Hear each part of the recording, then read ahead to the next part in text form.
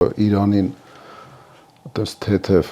հաղթել հնարավոր չի լինի, ոնց որ Իրաքին հաղթեցին։ Էլ չեմ ասում Իրաքին հաղթեցին 10 տարի բլոկադայի մեջ պահելով, 10 տարի կարելի ասել ջախջախված բանակի վիճակը, այ մեզ 23 թիվ լինելու համար 3 տարի պահանջվեց։ 20 թվականից 23 թիվ բանակի ռեսուրսը չէր վերականգնում, հակառակը անընդհատ պաշտպանության բանակի ռեսուրսները պակասում էին եւ մի տարի բլոկադա բերեց դրան, որ մենք դիմադրեցինք 1.5 օր։ Իրաքին պահանջվեց 10 տարի, 10 տարուց ավել, 91 թվականից մինչև 2003 թիվ։ Իրանին մի քիչ ավելի երկար ժամանակ է պետք, որ Իրանի